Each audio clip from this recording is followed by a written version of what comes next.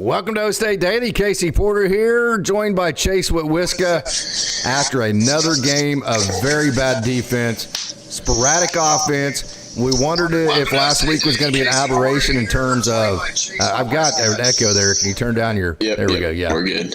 We wondered if last week was an aberration for Baylor and their offense. I think it proved it wasn't for them. We wonder if Oklahoma State's rushing attack that they found last week was an aberration for the Pokes. It turned out it was. They went right back to not being able to run the football, which made them inconsistent on offense, could not stop anything on defense. No, it's just right back to where we were. I mean, it's like you throw a program out the window. Yep. This nullifies any good you did in BYU. Exactly. I mean, anything that happened that was positive at BYU, you might as well just wad it up and throw it in the trash, because obviously anything that you would have expected to happen today in terms of positivity didn't happen. They didn't tackle. I think Alan Bowman played okay. He played okay. He didn't play terrible. He didn't play good. It's about what you would expect from Alan Bowman, to be honest with you. I don't know why they continue. If he's your quarterback, that's what you expect, right there. Exactly. I mean, you can't have high expectations, and in terms of the running game, I don't know why Sesi Valahi continues to get the football. Fields is a much better back. He got maybe half the carries Valahi did. I don't have stats in front of me or anything like that, but he's a much more. He had 5 carries, and Rodney Fields actually had equal carries. Okay. I just think anytime that he touches the football, Fields does, compared to Valahi, it's a big difference. Fields had twice as many yards almost, 19 to 10 in the same amount of carries. So there you go. And why is Valahi still playing? I mean, that doesn't make any sense to me. I'm kind of over the point to where it's like, hey, we got to be loyal to guys that have been here and all that stuff. Screw it. No, you got to be loyal to the fans and winning. That's what you got to be loyal to. Yeah, I mean, at this point, it doesn't look like winning's too big of a concern or too big of a point of emphasis, if you will. It's just they're just showing up on Saturday and playing football, and not a good brand of it either. I thought they played hard early. I think I will say this, okay, this is the only defense I'm going to give to any of this. And I don't want this to be misconstrued into making an excuse, because I am not going to make an excuse. I'm not overly emotional about this right now. Those that know me know that I have been emotional about Oklahoma State in the past, as far as being extremely angry or high or low or whatever, because I'm just such a diehard. I mean, grew up in Stillwater, right? But I'm not. I'm over it. I'm kind of in that mood right now. But I will say that, so I'm not going to make any excuses for him, and this isn't from an emotional perspective. I'll say this. There is a certain amount of limitation on the defensive side of the ball in terms of health, but you got Trey Rucker back today. So there is a small amount of this that has to do with just attrition. Yep. Anything you want to add to that? I mean, I'm speechless. I'm just going to be honest with you. I wasn't even trying to be rude or any type of way when you said that. Like, I've got nothing, and usually I'll have something to feed off, bounce off of what you say. I'm at a loss for words. I don't understand. I don't understand how you can be at this level at a Power 4 Division I football team that is supposed to be pretty good and not be able to tackle. I don't understand that properly. Yeah, I don't get it. I don't get it. And I think I would have been a little bit more okay with it had it been Nardo's first year. You can use they're adjusting to scheme, or they're trying to figure out who they are. No. I mean, you can't use any of that as an excuse this year, in my opinion. It's the same team you had last year. It's the same coordinators you had last year. And you've already lost double the amount of games that you lost last year. I don't get it. I don't understand. So just to kind of go over this, okay, Sawyer Robertson, who is a very average Division I quarterback. He's not tremendous. Well, I mean, he's got beaten out twice, okay? Right. In the last 2 seasons, last season and a half, Sawyer Robertson, the quarterback that Baylor had on the field today, has gotten beaten out twice at Baylor. Twice. Yep. By 2 different players, okay? Blake Shapen And then a transfer from Toledo that is hurt right now is the only reason that he's actually DeQuan Finn, who actually is hurt. That's the only reason why Sawyer Robertson is in. So is he a terrible player? No. Is he an elite player? No. He's just a dude, right? I mean, we saw that. He doesn't have elite arm strength. He doesn't have elite accuracy. He doesn't have elite footwork. I mean, nothing about what he does is like Baker Mayfield. Okay. Right. So quarterback rating of 197.6. 197.6 quarterback rating. 3 touchdowns. He did have the interception early. So to allow a quarterback that is as middle of the ground as we saw today, I hope that doesn't sound, if there's Baylor people out there watching, I hope that doesn't sound anything other than what I construe to be accurate compared to other quarterbacks out there. So to give up that quarterback rating to that guy, I can't explain it. I just can't. I can't either. I mean, there's as bad as this sounds, and I don't want to beat a dead horse. I really don't. But I would take him over our quarterback right now. I'm looking at comments here. We haven't seen our quarterback against our defense.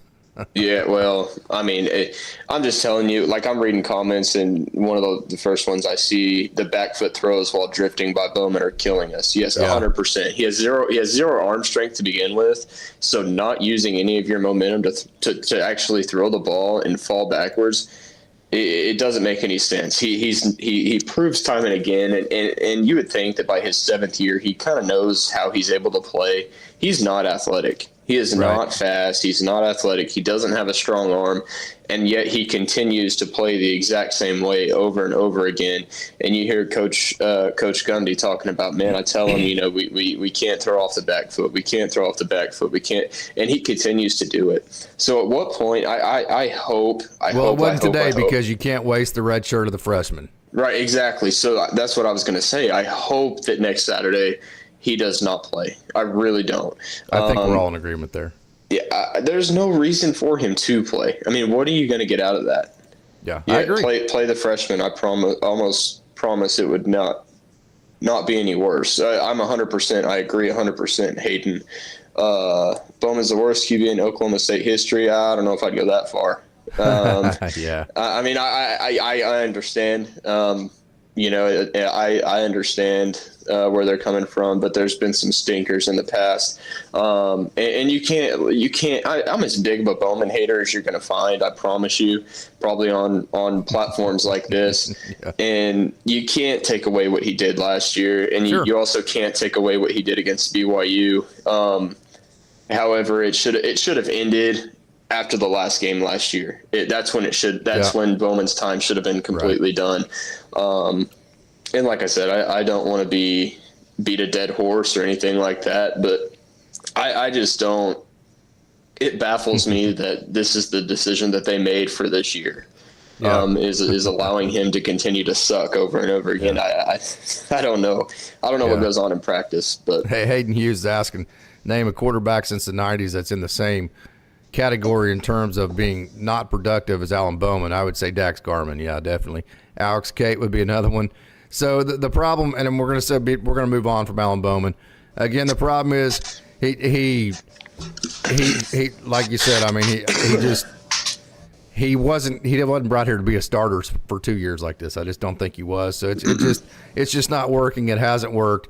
So I think probably the thing that I am the most upset with. So like not frustrated. It's one thing to be frustrated, like, oh man, we lost. Oh, that kind of. But then there's like, dude, what the hell? That kind of emotion, does it make sense to you? Yeah. My biggest what the hell emotion right now is Dawson Pendergrass ran for 142 freaking yards. And what was it, 3 different times we had him pinned down, and they ran the entire length of the field on just simple, just run plays where you're like going, wow. I mean, literally when I talked to the people from Baylor, their description of Dawson Pendergrass was, he'll stick his nose up there and get you. He'll fall forward. Yeah. He's the type of back that always falls forward. That's how they described him. Dawson Pendergrass goes for 142 yards on 6 carries. He is anything but a big play back. That is the biggest what the hell moment of the day for me. Yeah, and there were a lot of them, but that had to hold the. That took it for me. I was like, okay, well, if you're going to let that guy just run off like that, I don't even know if I want to watch the rest of this game at this point. I mean, that's kind of where I was at. Well, I'm going to be honest with you. I nodded off a couple times during this game, and I usually don't sleep during a football game. I watch every second. I can't keep from it. And then when I say nodded off, I'll go for a minute and a half on a commercial break or something like that and wake up in a second down. But I typically don't do that during football games. And this, I think I've just gotten to the points where I'm so fed up with the same suckiness that is put on TV every Saturday. It's mind-boggling. Mind-boggling. Gosh. I don't get it. I really don't. And people are going to say, fire your coordinators and all this stuff, which yes, I agree. Do it at the end of the season. Don't do it. I mean, what good are you going to get from it right now? That's kind of where my thought process is. You're going to not lose. You're not going to get any more decommits. Yeah. I mean, that's going to be the answer to that. So then maybe you do it. So I guess my question, and I hate that. Man, it would take an emergency for me to even consider removing somebody mid-season. So whatever Mike wants to do there, whatever. Okay. Yeah, which knowing him and his personality, I just don't think it will happen mid-season. Right. Sure. And I'm okay with that. I really am. Sure. I guess my question would have to be, why not? I mean, why not remove him? What proof do you have that this is going to turn around and going to get better? You don't. I mean, well, in my opinion, with and I talk to my family and stuff about this all the time because we're just all big college football people. But I'm not saying he should. I'm just asking the question, why not? No, that would be my question, right? Yeah, no, I don't.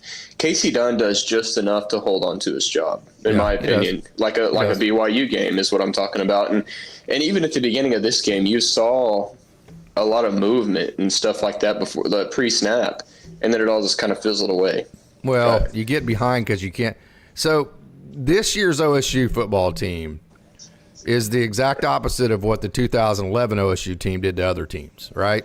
Yeah. So like. In 2011, our defense wasn't very good. Right. But it was good because our offense were scoring like 80 points a game. Yeah. So it made the other team's offense have to get out of what they wanted to do, almost like in the second quarter. Right. Are you following what I'm saying? Right. Well, when you punt the ball down to the 1 yard line and 4 plays later, some guy that averages at 1.5 yards a carry on the season has gone the entire distance. Well, now, if you're Casey, I'm going to defend Casey Dunn a little bit here. What the hell do you do if you're him, right? And then you hand the ball off to Ollie, and he's running right into the back of your right guard. He's not busting through holes. He's not bouncing and outrunning people. He's not getting any extra yards. So you block up 3 yards, and Ollie Gordon gets 2.5. I mean, that's been Ollie Gordon this year. So if you're Casey Dunn and you dial that up, you dial up a nice little, your unbalanced play. It's blocked up well. You have a hole there. Ollie gets 3 yards, and he falls down, which is what he's done I don't know how many times this year. I think some of this is on Ollie.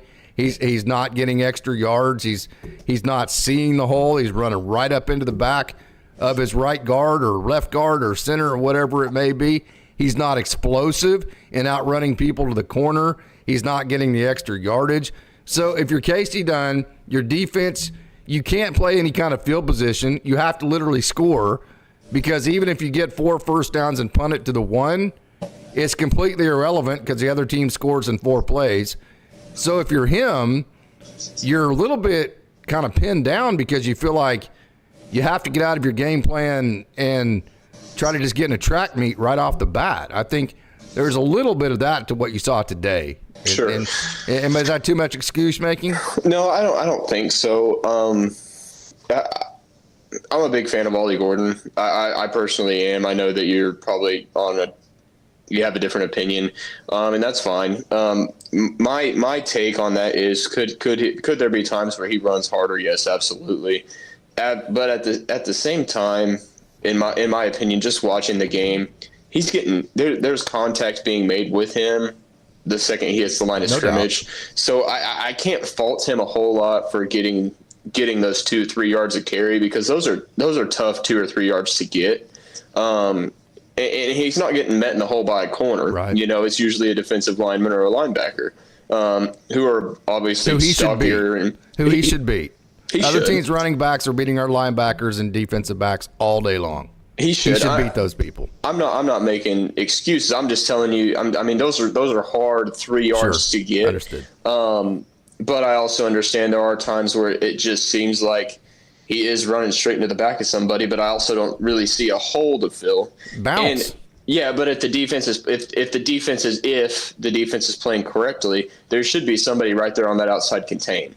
So I don't know, even if he were to bounce, if he were to really get anywhere, because they have a better tackling angle. I mean, because you're going at a guy's hip as opposed to you're facing him straight up. That's a lot easier tackle to make than facing a guy that's parallel with you. So that's my kind of my. It's so subjective too, yeah. That's just kind of my rebuttal to that. But I don't fully disagree. I'm not like totally you're wrong.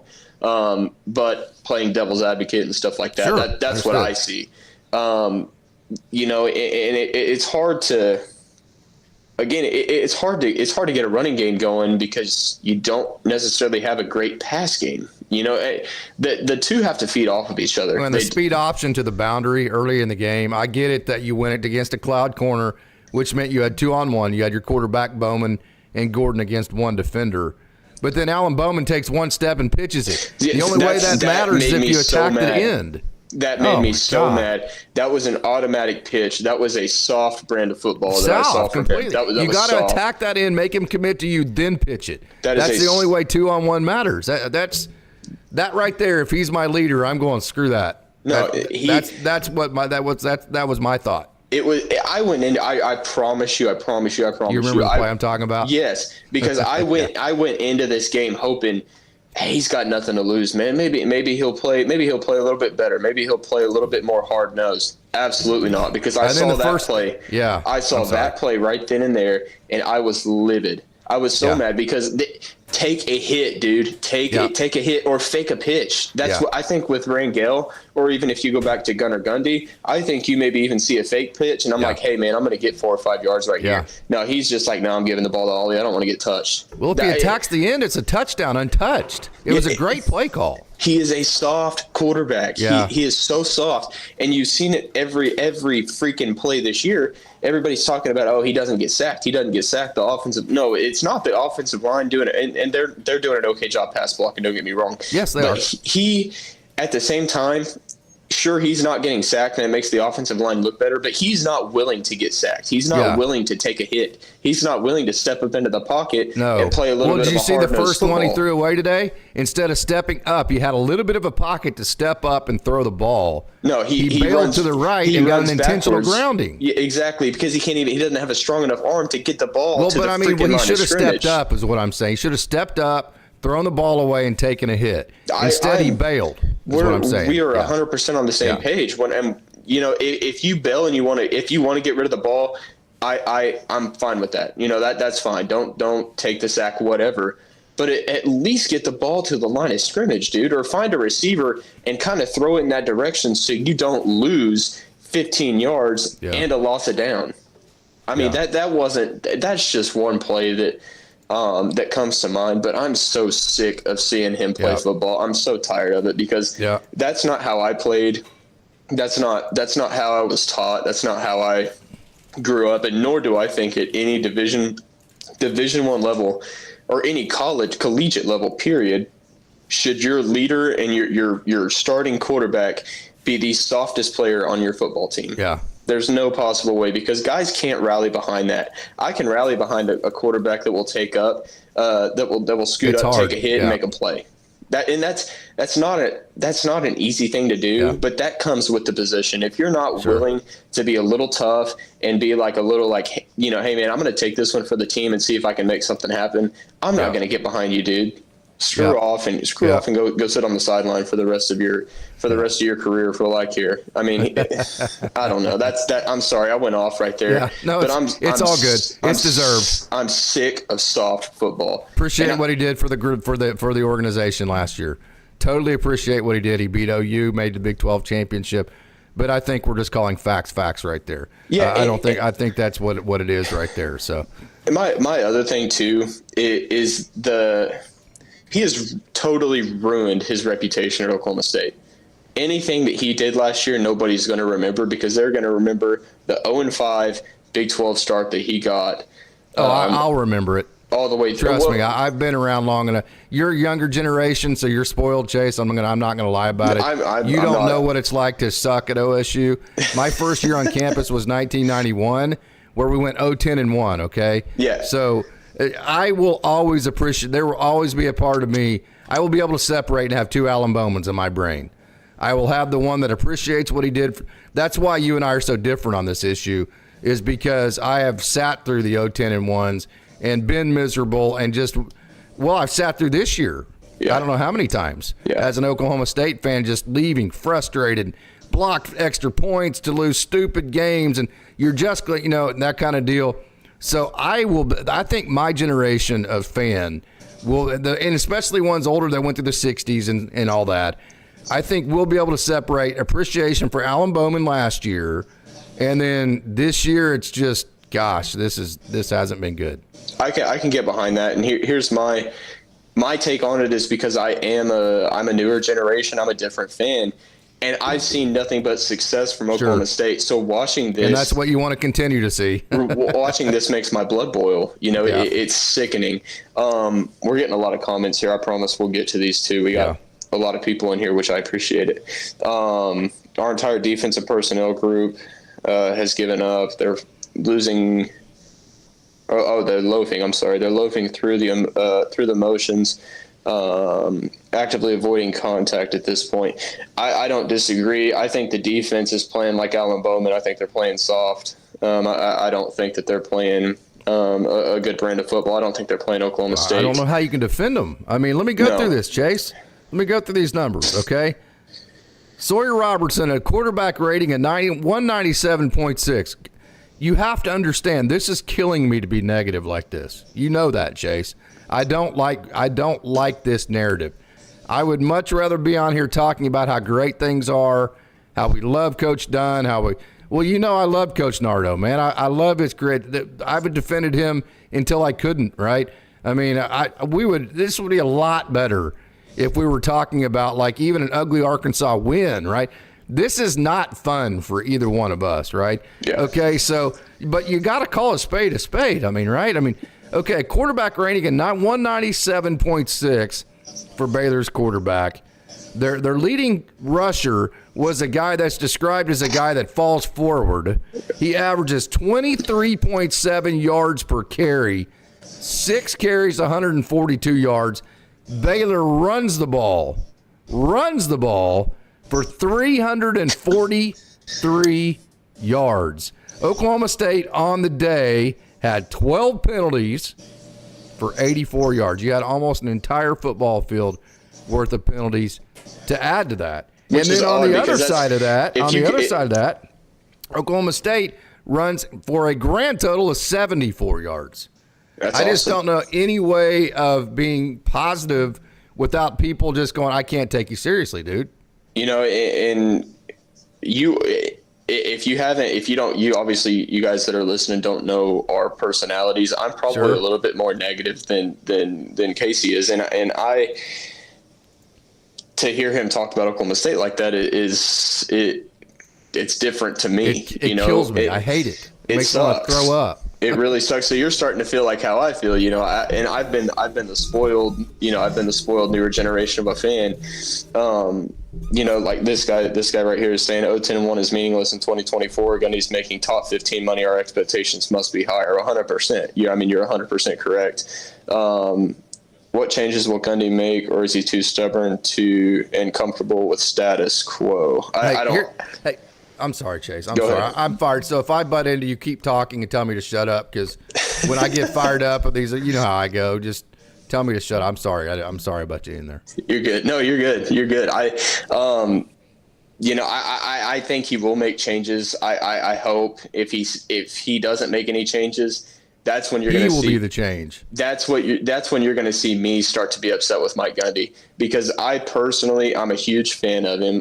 He's a great guy, great coach, all this stuff. However, if he doesn't make changes, then I'm going to start to get frustrated. And that might Frustrated?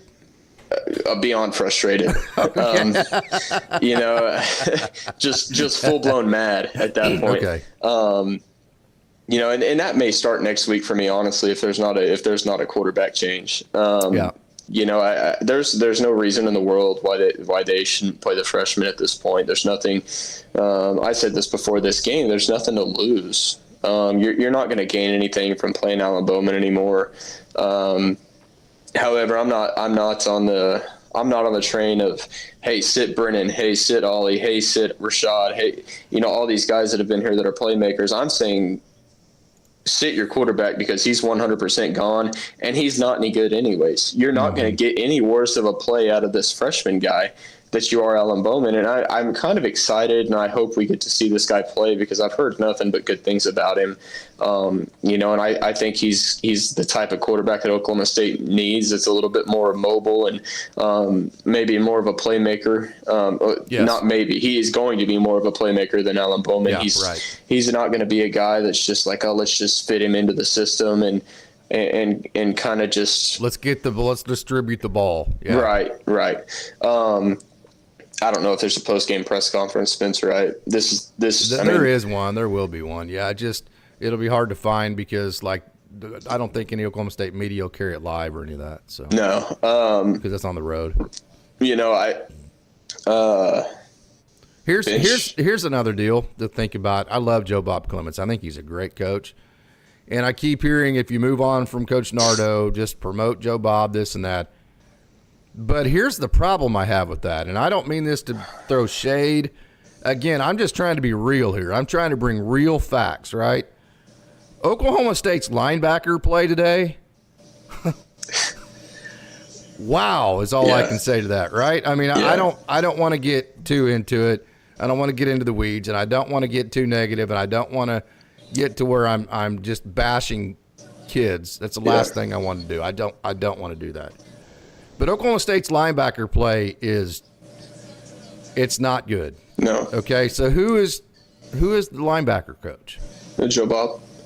That's the problem I have, right? I mean, that's the name I keep hearing, and that's literally maybe it might be the worst unit on the defense right now. I love Jeff Robertson. Kendall Daniels, hey, I love his potential. I think there needs to be I think he always gives effort, but I think he doesn't always have focus and concentration, if that makes sense, with Kendall Daniels. And I could be wrong on that. So if I am wrong, I apologize. That's an incorrect criticism. But the linebacker play has not been good at all since you had Xavier Benson and Nick Martin last year. Joe Bob Clements being the linebacker coach, why would you reward him at this point would be my question. And I'm not going to say this. This is not a slight when I say this. I promise you, because he's going to coach football at a much higher level than I will ever coach.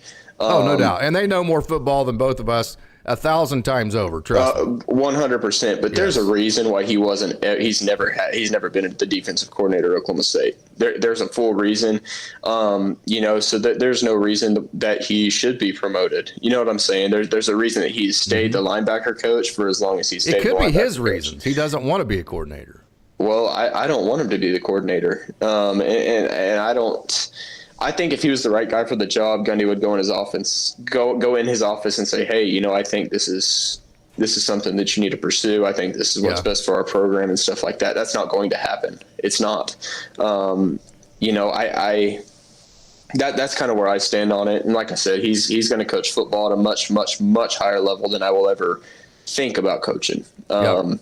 So I don't mean that in any kind of rude way, but I'm saying that there's a reason why these guys are in the position that they are. It's the same thing if you want to go back to the offense with Bowman. There's a reason he's in his 7th year of college football, and that's because he's not good enough to make it to the NFL, nor could he even think about playing in the NFL because he's just not good. You know what I'm saying? So, take that with what you will. Take it with a grain of salt, but that's my personal opinion on it. And that's kind of how I feel. So Okay. I don't know how to say this without. I hope this comes out right. Just say it. So Oklahoma State, or Mike Gundy, loves the mature aspect of coaching. Stay calm, think, do all that, right? So you have Dan Hammerschmidt, who he's been in coaching for, 39 years. This is his 39th year. Tim Duffy, who's been in coaching for 25 years. I'm sure they're great coaches, okay? And I'm sure they're exactly what Coach Gundy wants in the sense that they rationalize, they think, they work through problems, they talk, they don't yell, they don't. Okay, right? But I can tell you, who is the special teams coordinator that I think he worked here 2 different times. That was such the good recruiter. I'm having a complete brain cramp right now. I can't. Joe DeForest. Yeah. Okay. Hat backwards, fired up and down, screaming. I love that guy, right? Yeah. So in today's day and age of kids that are watching 7-second clips and they're not even text messaging anymore. They're Snapchatting that last, the Snapchat goes, they don't even have to delete it because it goes away by itself 24 hours later, right? Right. Those kinds of things. I'm just not sure that we don't need an injection of a bunch of young guys with, and of course you're going to say Brian Nardo, but he's your freaking coordinator. I'm not talking about your coordinator position. Right. Okay. An injection of a bunch of young guys that aren't just jumping up and down and acting like idiots and trying to get the kids fired up and rah-rahing and cheerleading and all. I'm not sure you don't need some of that. I'm in 100% agreement with you. And, if I go to the staff that I'm working with currently, that's an Enid. Baseball, if you're not familiar with it, is a very calm, kind of slow-moving type very of a even game. Keel. Yes. However, we have 3 of our coaches on staff are under 30 years old, and one of our jobs is to keep our dugout going. Yes. Keep the energy up, keep things going, and that's really, really hard to do in baseball. I'm not gonna lie. How old are you? I'm 24. I'm 51. I can't do it anymore. I'm just telling you. It would kill me. Yeah. So I need you to do it. Does that make sense? No, 100%.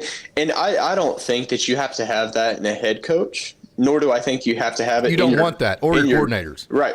That's exactly what I was going to say. But your position coaches, man, they should be fired up. They should be getting going. Maybe not your quarterback coach. I don't mind the Rattay mentality of it. Sure. Keep your quarterback calm. There was a clip going around not too long ago, and I think it was a strength coach for somebody. And again, Rob Glass, greatest strength coach to ever do it, and he's going to continue to be that. But there was a strength coach that a team had that is just known for being an absolute nut. Swinging his towel on the sideline, head-butting his own players that are in helmets. Like, you need a little bit of that. That I gets think the Jamie juice. Blacknick could do it if he was turned loose. That gets the juice going a little bit, I'm telling you, man. Jamie Blacknick has that in him if he was allowed to just kind of hit that part of, hey, Cressy Davis is in the crowd. What did he say? Yeah, Cressy's from Guthrie. Cressy, how are you, my man? Good to hear from you. He said you have to move on now. You have to have any opportunity to keep the players you have now, and you have to show elite kids in the portal that are interested, that you are dedicated to change. There's 2 sides to that.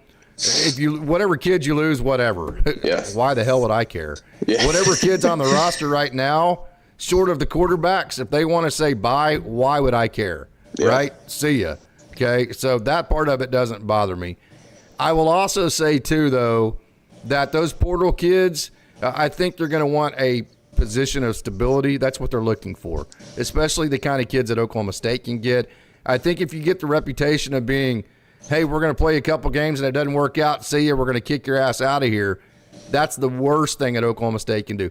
One of when I talk to these former players, okay, one of the big draws, like an Alonzo Mays or some of the better players, was the fact that they knew they could come to Oklahoma State and be the man, right? They could get comfortable. They could make some mistakes, not immediately get replaced like the quarterback Jackson Arnold did as a true fresh or a redshirt freshman when they shouldn't have replaced him. They should have let him just ride through the mistakes. We saw that today. He played pretty well, right, against Ole Miss. So I think there is some of that urgency. There definitely needs to be more urgency, but I do think there is a fine line there. I agree. I agree. And I feel like I say that a lot. You and I are on the same page on a lot of things. Yeah. We definitely have our disagreements as well, but you're you're a different type of fan than I am. You know, Sure, you went absolutely. through the struggles. I'm going through the Yes. struggle right now. This is the first time that I've experienced it, and it sucks. I mean, it sucks. You got about 8 years to go, and then we'll be even. You know, if this lasts for another 8 years, I don't know if I'm going to be above dirt. But you know, you know, it kills me to watch a bad brand of football. You know, and it kills me to watch. Yeah, it's nothing short of that either. It kills me to see some of your top guys, some of your leaders, just they're not performing how they should. They're not acting how they should. One thing Doesn't seem like it. No, and one thing that I want to point out that you mentioned is they had 80 something yards in penalties. I mean, if you add all their penalties up over the past 6 games prior to this, I don't know if they would have had that many. Well, so we've been one of the best teams in the country as far as not getting penalized. Right. Which sometimes, like my dad would always tell me, hey, when I would play basketball game, hey, how many fouls do you have? I didn't have any. Well, you didn't play hard enough then. Exactly. There's no way you tell me you could play hard an entire basketball game and not foul one freaking time. Exactly. Right? So there's a certain amount of getting penalties. It's kind of like a hitter at the plate. Okay, well, I never strike out. Well, that tells me you're not aggressive enough. Right. Right? So there's a certain amount of that to where if you're not getting penalties, you're not aggressive enough to get those penalties. But then there's that fine line again. But then whenever you have 12 for 84 like OSU did, that falls into the category of either not focused or maybe it's just a bad day. Maybe it is. Or not disciplined. I mean, it's got to be one of those, right? I don't think it's the non-disciplined part, and I also don't know if it's necessarily the not playing hard enough part. I think it's a lack of focus, because if you look at most of their penalties were lack of focus penalties. They were false starts. They were offsides penalties. Those in themselves should never, ever, ever happen. If you're a disciplined football team, sure, they're going to happen every once in a while. So I'm not saying that you have to be a motivated team. Let's say motivated. You don't have to be perfect. However, you know, and this is one of my favorite movies, and this is going to sound so cliche and stuff like that, but Remember the Titans movie. You know, we're going to be perfect. Every single aspect of the game. That's one of my favorite movies, one of my favorite quotes. And it's because I love football. I like coaching, all that stuff. That in itself, you know, he had trained to those guys. They didn't, I'm sure, obviously I'd have to go back and look or whatever, but I'm sure they didn't have a bunch of false start penalties. They didn't have a bunch of jumping off sides penalties. They probably had, the penalties that they had were probably like, hey, I'm going to knock the fudge out of you. And even if it's a couple, maybe a holding penalty, getting over aggressive. Yeah. And but like illegal man downfield, lack of focus, false start, lack of focus, illegal motion, not enough men on the line of scrimmage. Those are all focus related. Yeah. Yeah, absolutely. I can 100,000% live with, you know, hey, I can live with a targeting penalty. I can live with maybe one late hit or something like that. If guys are going after it and they're hard-nosed, sometimes, I'm going to be honest with you, sometimes I didn't hear the whistle because I'm more focused on, hey, I'm going to beat the guy in front of me. I'm going to hit this guy hard, all these things like that. When you're playing hard and stuff, like some of those penalties happen, but the jumping, like I said, the jumping off sides, the false starts, that's either lazy or lack of focus. Yeah. It's one of those two things. Lack of focus. It's not lazy. And well, I go into lazy on the defensive side of the ball. If you're jumping off sides, that tells me that you weren't watching the ball, first off, but second off, you don't have enough confidence that you're going to beat the guy in front of you. Yeah. You know, that's my take. Yeah. Yeah. So Ollie Gordon was the second leading catch passer today, 4 for 15. And then Rashad Owens, he did have a little bit better day. That's been your guy. But then, I mean, Des dribbling. I mean, where has this guy gone, right? Yeah. I'm not saying for his sake. No. I'm saying he's being written out of the story. Yeah. I mean, if I'm Des dribbling, I'm thinking, what in the hell's going on, man? Right? I mean, we're not running the ball. 74 yards. We're averaging 2.2 rushing the ball. And then the next receiver, the most amount of catches for the next receiver not named Brendan Presley, which basically most of his catches are like extended running plays, right? Is 3 catches. Yeah. 3 catches. So if you're a receiver in the transfer portal right now and you're talking to Deshaun Stribling, who came to Oklahoma State as a transfer, or the Lofton kid who came from Virginia Tech, I always forget his first name. What do you think they're telling other receivers about Oklahoma State? Yeah, you're not going to get involved very much. And while we're talking about receivers, the one positive, I want to give a total hats off shout out to Brennan Presley. Oh, what a dude, man. Whoa. I mean, what a dude. Yes. He is what Oklahoma State football and is. Rashad Owens too, Coach. Yeah. All the receivers, to be honest with you, they all play as hard as they can, man. That is Oklahoma State football. Absolutely. That is a good brand of football. I have nothing but love and respect for Brennan Presley. He's one of my favorite players probably to ever come through Oklahoma State. He's a little bit of an undersized guy, but that dude plays so freaking hard. I mean, he plays so hard. And I'm sure he's had opportunities to leave. He's had opportunities to hang it up, and he loves Oklahoma State, and he loves playing football. That's a guy that I will never, ever say one bad thing about. Never. The play that he had is one of the most impressive plays that I've seen in 24 years of watching football, period, NFL, college, high school, whatever.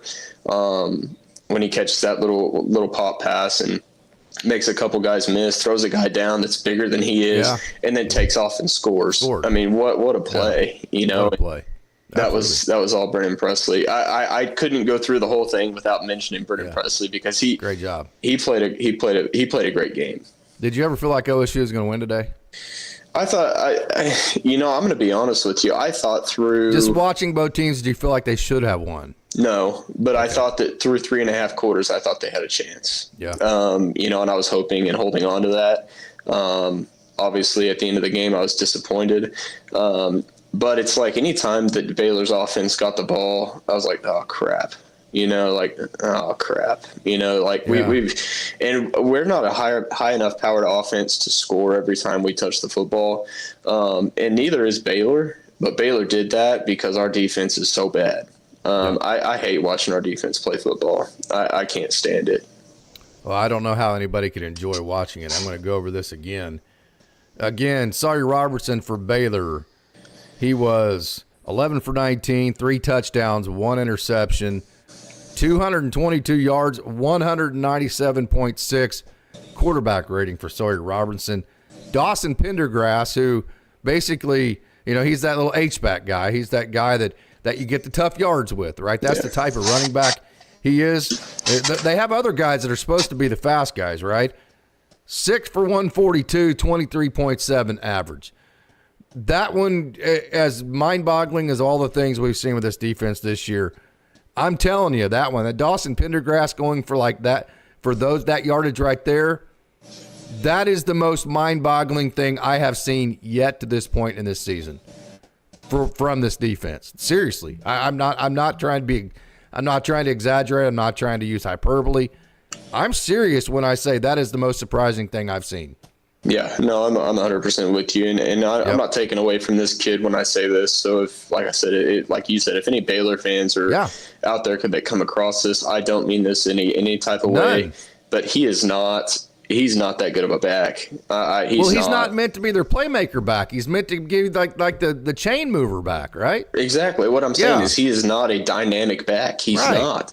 Part of me wonders, if Ollie Gordon was in a different jersey, what would he do to this team? I mean, good Lord. Yeah. And it wouldn't be pretty. He could find the hole. If he didn't run right up against the.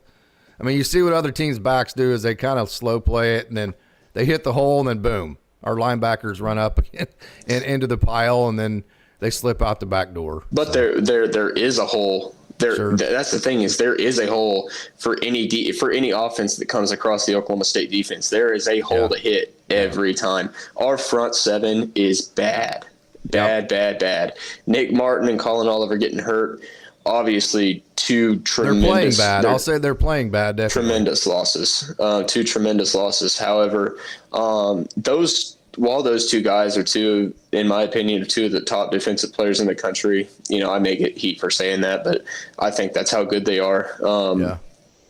At the same time, those two guys should not they should not recruit carry better. Yeah, they shouldn't carry your entire defense. defense recruit better. Exactly. This is why you can't recruit in the mid-50s. You have to have all 11 guys on defense. You have to. You have to have backups. It's football. You run into each other. 100%. One of the reasons why Oklahoma State can't tackle in practice, you want to know why, Chase?